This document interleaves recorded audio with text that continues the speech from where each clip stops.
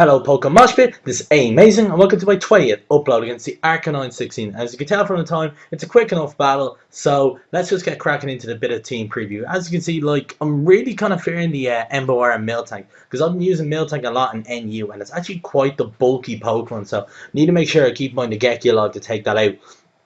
Now for leads, I kind of thought he might lead off with the Kangaskhan because he had that in his lead spot on the team preview, but I decided to lead off Electro. It's the best way to take him, plus if you let off at something else, Electro was the best and I could easily just swap out. But the team's a bit solid, but let's get cracking on with the battle.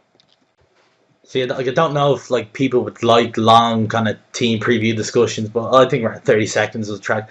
Let me know what you guys think, how long a team preview discussion should last. But anyway, he decides to lead off with the Weavile. Now, I was fearing the fake out Ice Shard combination, and I'm pretty sure my Electro cannot take 2 hits. So I go into my Physical Wall Miltank. Now, from him swapping out there, I know he doesn't have fake out or Ice Shard because could have easily gone for it there.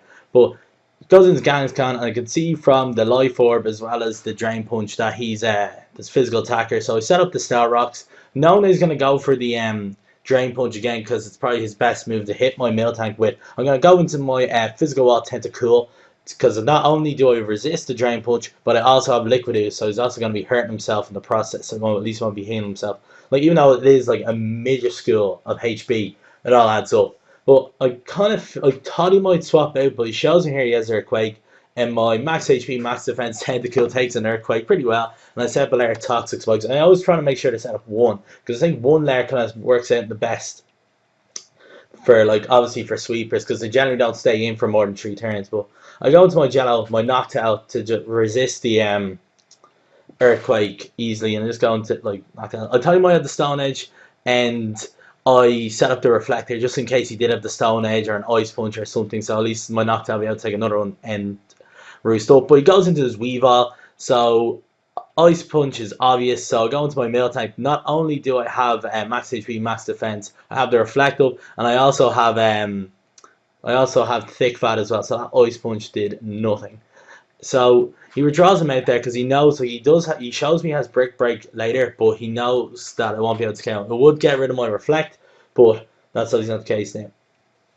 Goes his Lapras. Now obviously to make a double switch, I predicted him to go for the Brick Break there to break the screen. So I'll go into my Nageki here, and I've got the type advantage here, and I thought he might go into his Golbat here to take the fighting type move.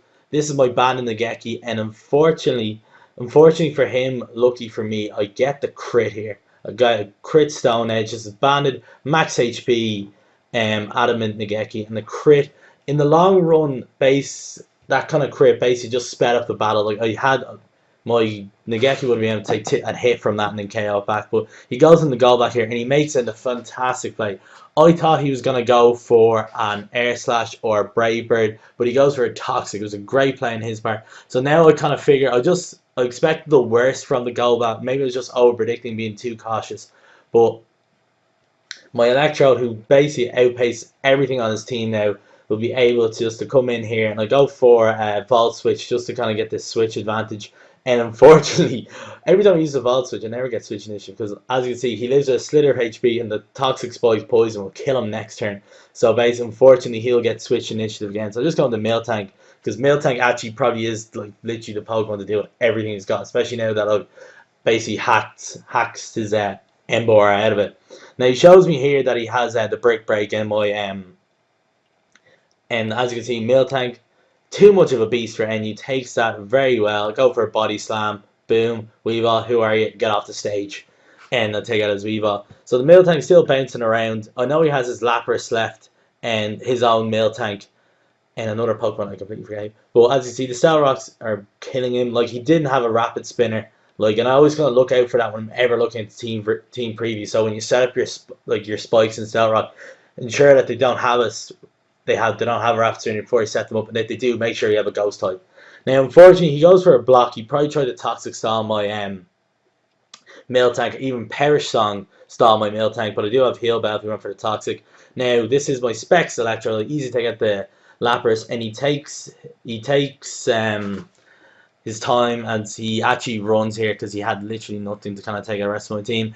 So that was a great battled the AAmazing0, met him on the Smogon Wi-Fi banner. Very handy, highly recommend it for looking for battles. I know it was a quick battle, just over 5 minutes. Like, hope you enjoyed it. Little quick fix, a little quick NU battle. Hope you enjoyed it. But anyway, I always like to see comments, so let me see what you think of the team and something like that. But anyway, like, comment, subscribe. Thank you all. Enjoy the rest of your day. Bye bye.